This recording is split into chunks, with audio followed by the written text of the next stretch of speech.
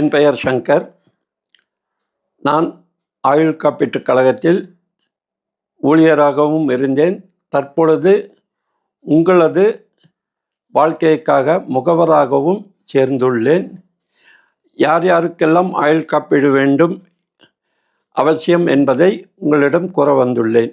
யாரின் வருமானம் குடும்பத்தை சார்ந்து இருக்கின்றதோ, எவர் ஒருவரின் இறப்பு பொருளாதார ரீதியில் குடும்பத்தின் ஆணிவேரை அசைத்து பார்க்குமோ, எவர் ஒருவரின் இழப்பு ஒரு குடும்பத்தை ஸ்தம்பித்து நிற்குமோ, இவர் அனைவருக்கும் ஆயுள் காப்பீடு அவசியம். குடும்பத்திற்காக வருமானம் ஈட்டும் அனைவருக்கும் ஆயுள் காப்பீடு கண்டிப்பாக இருக்க வேண்டும். சேமிப்பு என்பது எளிதல்ல, ஆனால் சாத்தியமே. இதுதான் என்னுடைய குறிக்கோள். பொறுமை என்பது ஒரு மரம். உதாரணத்திற்கு நெல்லிக்காய் மரம். அதன் வேர் கசப்பானது, ஆனால் பழம் மிகவும் இனிமையானது. அதுபோல சேமிப்பு என்பது ஒரு மரம். முதலில் வைப்பு நிதியை வைப்பதற்கு மிகவும் கஷ்டமாக இருக்கும். பிறகு அது சுவையாக இருக்கும். மகிழ்ச்சியாக வாழ பல வழிகள் உண்டு. ஆனால் நிம்மதியாக வாழ உடல் ஆரோக்கியம், சேமிப்பு இரண்டும் தேவை. படைக்குள் ஆயுளை வைத்து விட்டார் கடவுள். இது நமக்கு தேவையா? மருத்துவ காப்பீடும் தேவை, ஆயுள் காப்பீடும் தேவை என்பதை உங்களுக்கு உணர்த்துகிறேன். உதாரணம் மிகவும் அழகாக சொல்ல வேண்டும் என்றால், ஒரு டீ கடையில் டீ சாப்பிட போகிறோம். ஒரு பிஸ்கட்டும் சாப்பிடுகிறோம். டீ பாத்திரத்துக்குள் இருக்கும் கிளாஸில் போடும்போது ஒரு நிமிடம் யோசித்தால் அந்த பிஸ்கட் கரைந்து விடும். பிறகு அதை எடுக்க முடியாது. அதுபோலதான் ஆயுள் காப்பீட்டு சேமிப்பை ஒரு நிமிடம் தாமதமானால் அடுத்தவருக்கு சொந்தமாகிவிடும். இதில் மேலும் பல வழிகள் உண்டு. ஜீவன் லேப் என்ற பாலிசி உள்ளது. மாதம் 2000 வீதம் 16 ஆண்டுகள் போதும் செலுத்தினால், கூடுதலாக 9 ஆண்டுகள் இன்சூரன்ஸ் இலவசம். உங்கள் காப்பீடு 5 லட்சம். 16 ஆண்டுகள் நீங்கள் சேமிப்பது 3.7 லட்சம். ஆக மொத்தம் உங்களுக்கு 13 லட்சம் ரூபாய் கிடைக்கும். உங்களுக்கு சேவையாற்றுவதில் நான் மகிழ்ச்சி அடைகிறேன். குழந்தையின் கல்வி செலவுகளை மேற்கொள்ளவும், பிள்ளைகளின் திருமண செலவை மேற்கொள்ளவும், முதலீட்டின் போதும் ஓய்வுக்காக வரி சேமிப்பை, டாக்ஸ் பலருக்கு வரும்.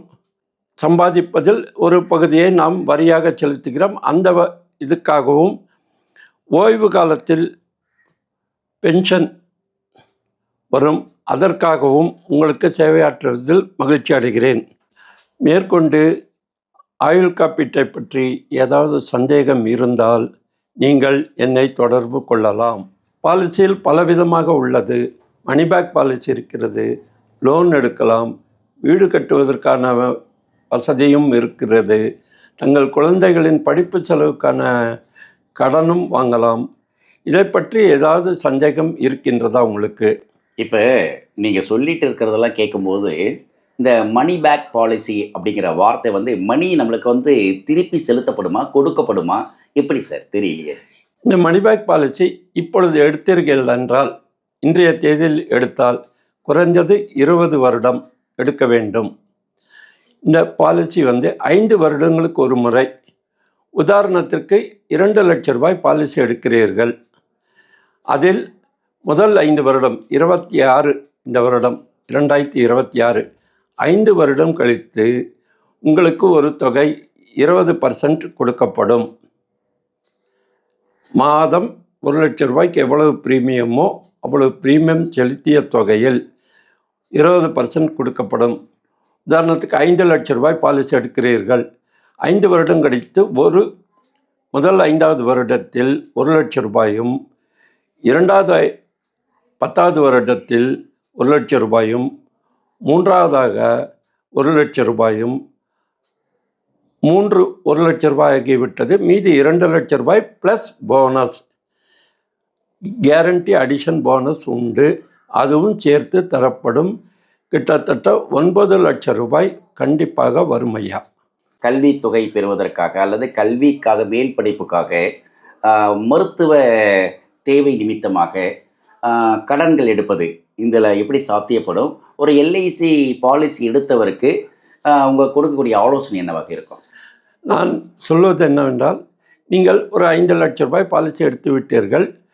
5 வருடம் கழித்து உங்களது மேற்படிப்புக்காக, உங்கள் குழந்தையின் மேற்படிப்பிற்காக எல்ஐசியிலேயே அடமானம் வைத்து கடன் பெற்று உங்கள் குழந்தையின் படிப்பை மேற்கொள்ளலாம். அந்த பாலிசி பாண்டு இல்லையா? பாலிசி பாண்ட் அங்கு சப்மிட் செய்ய வேண்டும். இதுக்கு நடுவில் ஏதாவது ஒன்று ஆகிவிட்டால் குழந்தைக்கு மேற்கொண்டு பணம் செலுத்த முடியாது.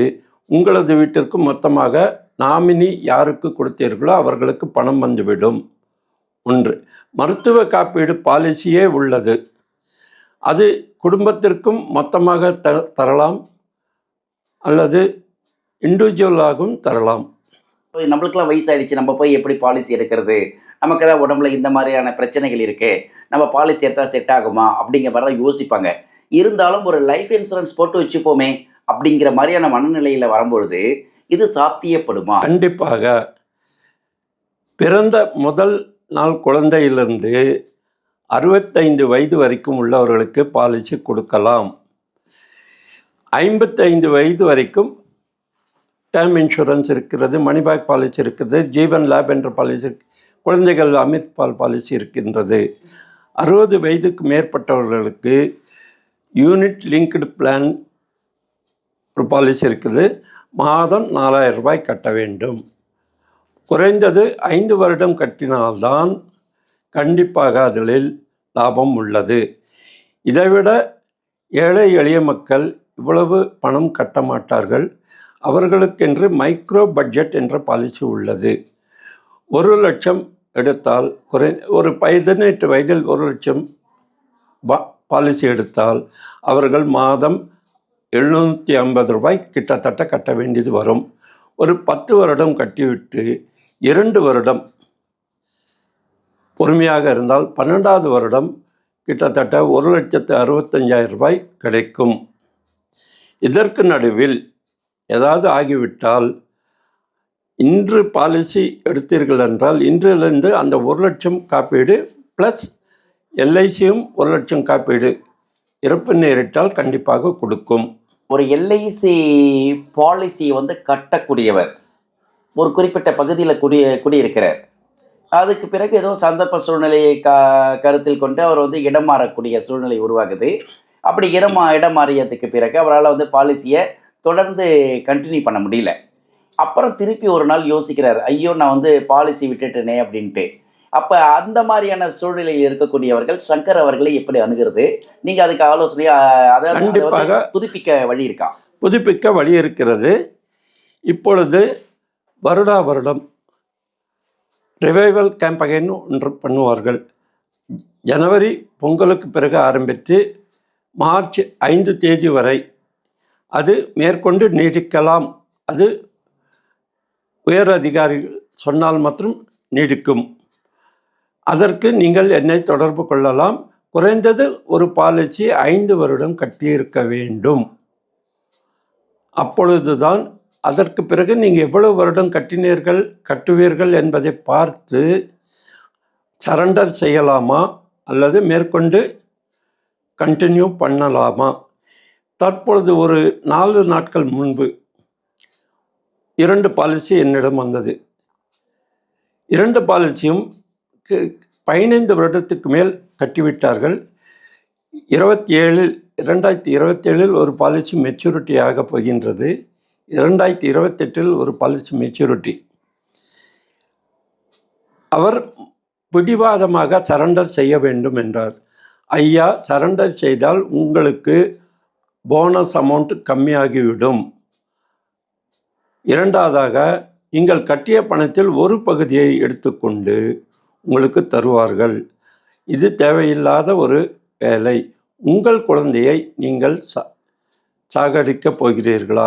சரண்டர் செய்ய வேண்டாம் என்று அறிவுரை கூறி எடுத்து கூறியவுடன், இருப்பது இருக்கட்டும், கண்டிப்பாக போனஸ் கிடைக்குமா என்றால், கண்டிப்பாக 25 வருடங்கள் கிட்டத்தட்ட கட்டிவிட்டீர்கள், இன்னொரு 2 வருடம் பொறுமையாக இருந்தால் உங்களுக்கு எல்லா அமௌண்ட்டும் வாங்கி தருவது உறுதியளிக்கிறேன் என்று சொன்னவுடன், மேற்கொண்டு ஏதாவது பாலிசி எடுக்கலாமா என்று கேட்டார். அவருக்கு கரெக்ட் 62 வயது.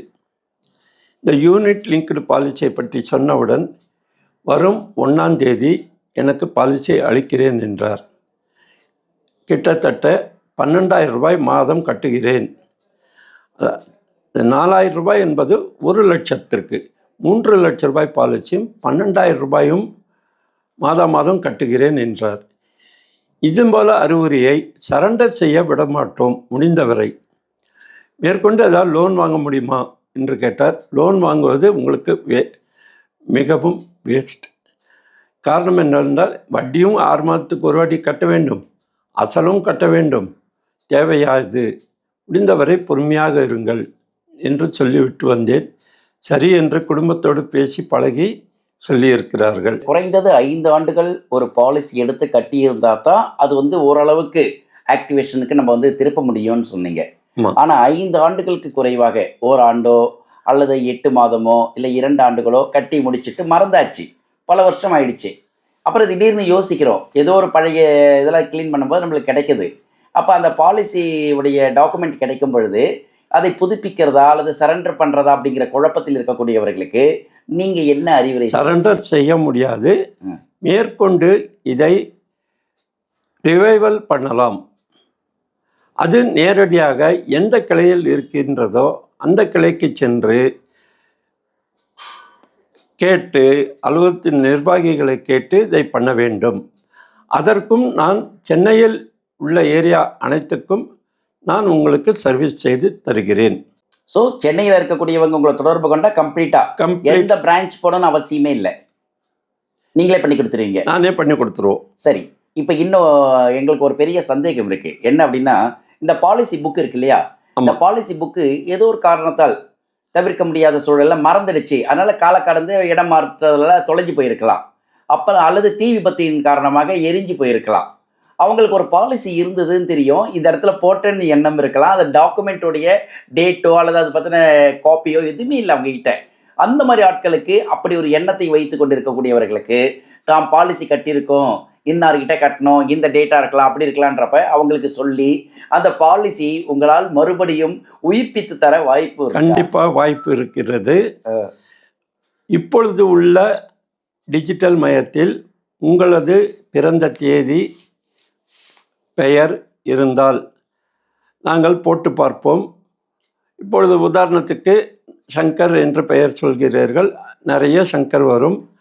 அதில் குறிப்பிட்டு ரேண்டமாக எடுத்துப்போம், அதில் போய் அட்ரஸ் பார்ப்போம், அதில் என்ன ப்ரூஃப் இருக்குது எல்லாத்தையும் அவரையும் கொண்டு வர சொல்வோம். இதுக்கும் அதுக்கும் சம்பந்தம் இருந்தால் கண்டிப்பாக முடிந்தவரை அந்த பாலிசியை உயிர்ப்பிக்க முயன்று வருகிறோம். அது மீட்டு தர முடியும், அந்த டாக்குமெண்ட் தர முடியும். அதற்கென நிர்வாக வழிகள் உண்டு.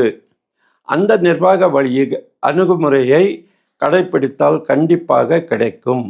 ஸோ பாலிசி எடுக்கிறது மட்டும் இல்லை, தொலைந்த பாலிசி அல்லது பாலிசி வந்து கை தவறுதலாக மறந்து பாலிசி அல்லது நினைவில் இருக்கக்கூடிய ஒரு பாலிசியை கூட உயிர்ப்பித்து தருவதற்கு நீங்கள் ஆலோசனையும் சேவையும் செய்கிறீங்க. சேவையும் சென்னையில் இருந்தால் கண்டிப்பாக பண்ணி தரப்படும். சென்னையில் இருக்கக்கூடிய அத்தனை கிளையினுடைய எல்ஐசிலையும் அத்தனை கிளை எல்ஐசிலையும் பண்ணி தரப்படும். காலை 9:30 மணியிலிருந்து அலுவலகம் 3:30 மணி வரைக்கும் கண்டிப்பாக நான் நேரில் சென்று உங்களது பாலிசியை, தொலைஞ்சு விட்ட பாலிசியாக இருந்தாலும் சரி, பிரீமியம் கட்டுவதாக இருந்தாலும் சரி, கடன் வேண்டும் என்று சொன்னாலும் சரி, எல்லாவற்றையும் நான் செய்து தருகிறேன். தொடர்பு கொள்ளணும், எந்த டைமிங்கில் தொடர்பு கொள்ளணும்?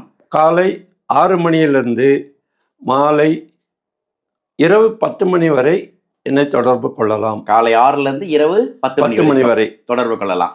தொலைபேசி எண் சொல்லிடுங்களா மறுபடியும்? 96771828 96731 இது என்னுடைய நம்பர். நீங்கள் எப்பொழுது வேணாம் தொடர்பு கொள்ளலாம்.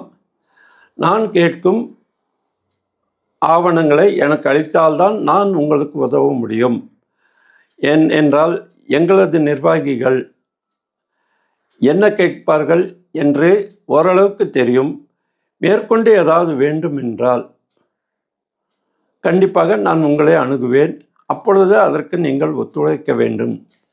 அப்பொழுது தான் உங்களுக்கு நாம் சேவை செய்ய முடியும். சிறப்புங்க ஐயா. ரொம்ப அருமையாக நிதானமாக எங்களுடைய சந்தேகங்களுக்கு ஒரு எல்ஐசியில் சற்றேறக்குறைய ஒரு 30 ஆண்டுகள் வேலை செய்து பணி ஓய்வு பெற்ற நீங்கள் தொடர்ச்சியாக இதுக்கான ஆலோசனையும் அறிவுரையும் சேவையும் செஞ்சிட்டு இருக்கிறது பெரிய விஷயம். ரொம்ப நன்றிங்க. நன்றி ஐயா. வணக்கம் ஐயா.